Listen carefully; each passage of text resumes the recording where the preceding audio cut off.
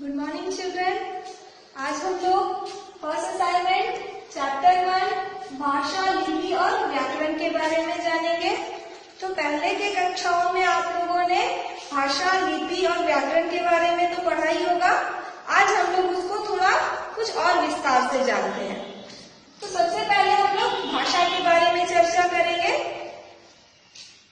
जब हम लोग अपने मन के भाव और विचारों को दूसरों व्यक्ति तक पहुंचाते हैं तो उसे हम लोग भाषा कहते हैं। भाषा मुख्यतः दो रूप में होती है।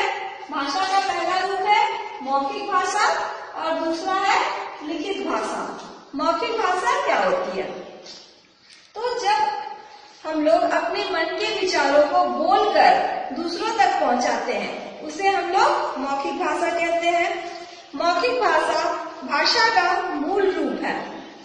इसके द्वारा हम अपने मनोभावों को बोलकर प्रकट करते हैं। यह भाषा का स्थायी रूप नहीं है। नाटक, फिल्म और सीरियलों में कलाकार संवादों का उच्चारण बोलकर ही करते हैं।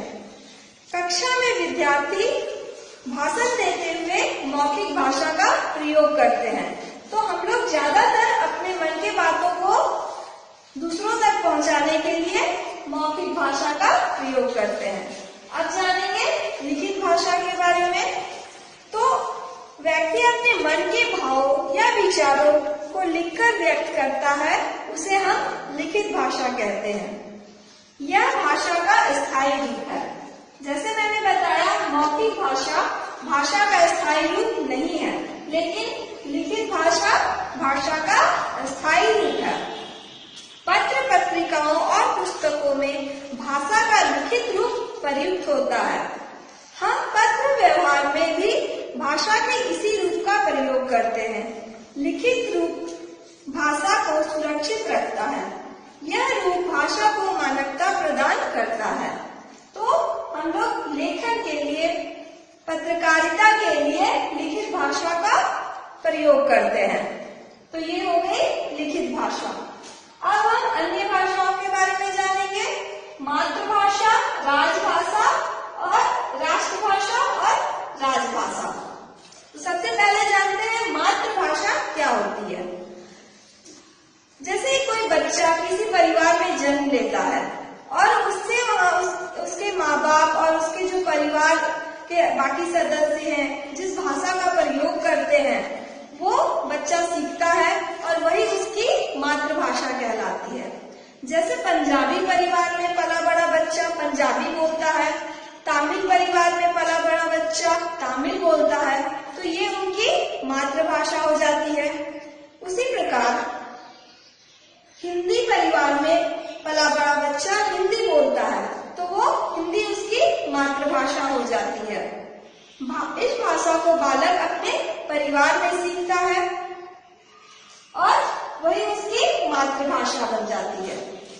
अब देखते हैं राष्ट्रभाषा क्या है। राष्ट्रभाषा यह भाषा है जो कि देश के अधिकांश नागरिकों द्वारा बोली जाती है। हिंदी को भारत की राष्ट्रभाषा के रूप में स्वीकार किया गया है।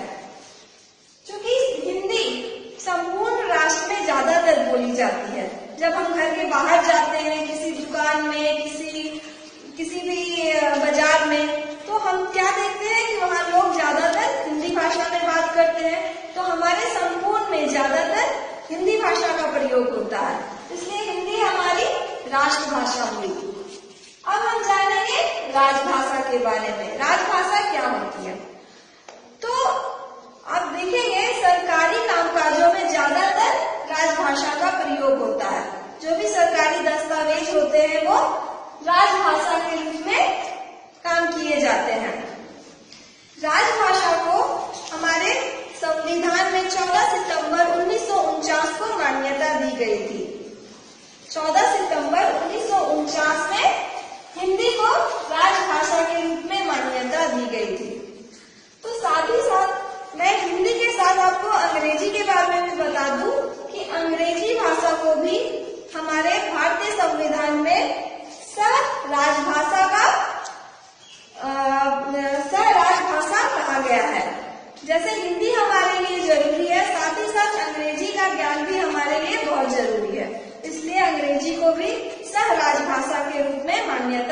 गई है।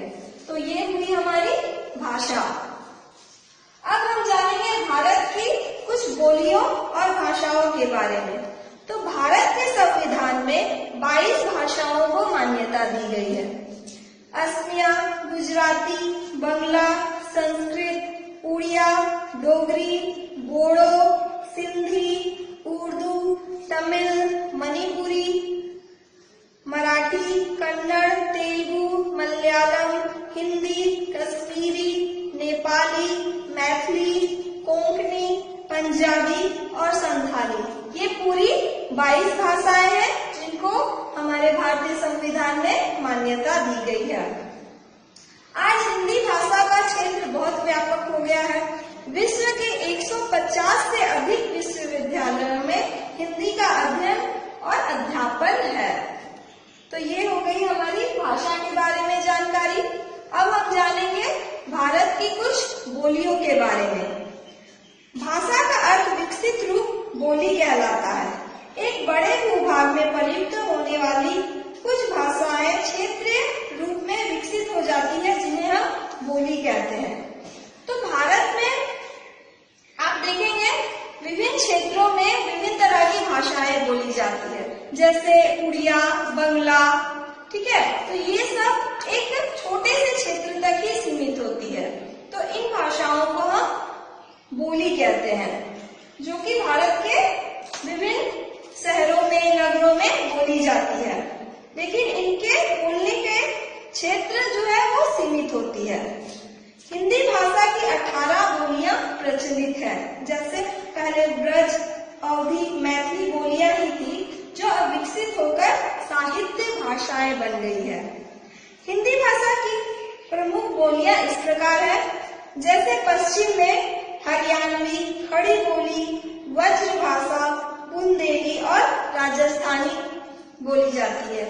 पूर्व में अवधी, छत्तीसगढ़ी, बघेली, भोजपुरी, मैथिली भाषा बोली जाती है।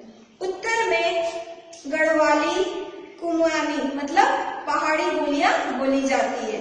और अंत में दक्षिण में दक्षिणी हिंदी बोली जाती है। तो ये हुआ भाषा का ज्ञान। तो आज हमने भाषा, मौखिक भाषा, लिखित भाषा, मातृभाषा, राजभाषा, राजभाषा के बारे में जाना। अगले सेशन में हम लिपि और व्याकरण के बारे में जानेंगे। Thank you. Good morning children, this is your second session, भाषा, लिपि और व्याकरण। इससे पहले हमने भाषा के बारे में, भाषा के रूप और भाषा के प्रकार के बारे में जाना। अब हम लिपि के बारे में पढ़ते हैं। लिपि क्या है? तो वर्णों का उच्चारण ध्वनियों से होता है। ध्वनि को लिखने के लिए कुछ चिन्हों की आवश्यकता होती है। ध्वनि का लिखित रूप लिपि है। ध्वनियों को लिखित रूप देने के लिए निश्चित चिन्हों को निर्धारित किया गया है, जिसे हम लिपि कहते हैं।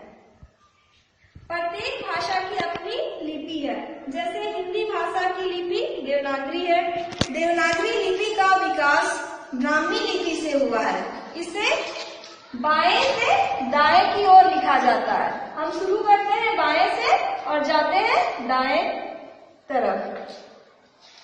वैसे किसी भी भाषा को किसी भी रूप में लिखा जा सकता है। हिंदी को हम लोग कभी कभी रोमन में भी लिखते हैं, जैसा कि आपके पुस्तक में दिया गया है, आया सावन झूम के। ये हिंदी भाषा में लिखा गया है, उसे हमने रोमन में इस तरह से लिखा है, आया सावन झूम के। तो ये हुई लिपि। अब कुछ प्रमुख लिपियों के बारे में जानेंगे, जैसे हिंदी, संस्कृत और मराठी। ये भाषाएं हैं, इनको हम देवनागरी लिपि में लिखते हैं। पंजाबी भाषा को हम लोग गुरुमुखी लिपि में लिखते हैं। उर्दू भाषा को फारसी लिपि में और अंग्रेजी भाषा को रोमन लिपि में लिखते हैं। तो ये भाषाओं की लिपियां हैं, जिन्हें आप याद करेंगे। अब हम जानेंगे व्याकरण के बारे में। व्याकरण क्या है? व्याकरण वह शास्त्र है जो हमें भाषा के शुद्ध रूप का ज्ञान कराता है। भाषा के शुद्ध व्यवहार के लिए हमें कुछ नियमों की आवश्यकता होती है। ये नियम हमें व्याकरण द्वारा ज्ञात होते हैं। नियमों की निश्चित व्यवस्था ही व्याकरण कहलाती है।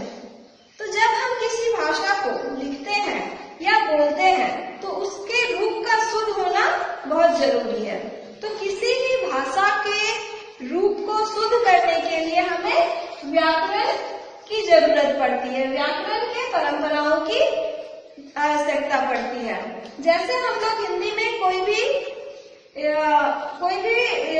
शब्द बोलते हैं या कोई भी वाक्य बोलते हैं, मुझे वहां जाना है, ये एक वाक्य हुआ।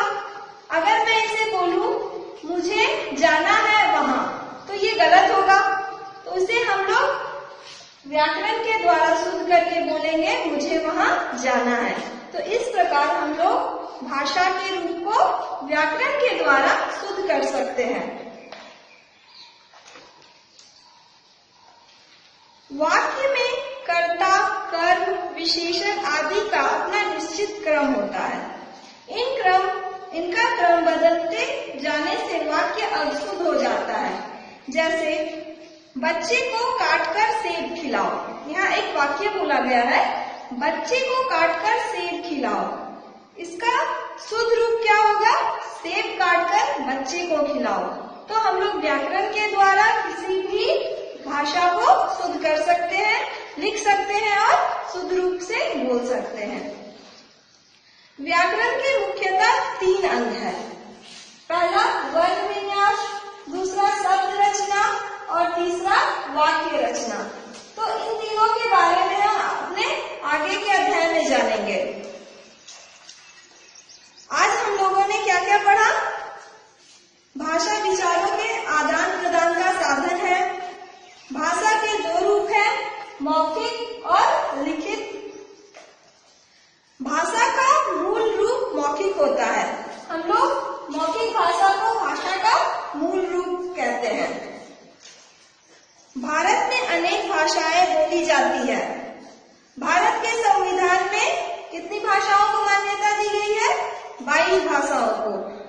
वर्णों को लिखने की विधि को हम लोग लिपि कहते हैं। हिंदी की लिपि देवनागरी है। देवनागरी लिपि का उत्पत्ति ब्राह्मी लिपि से हुआ है। भाषा के क्षेत्रीय रूप को बोली कहा जाता है।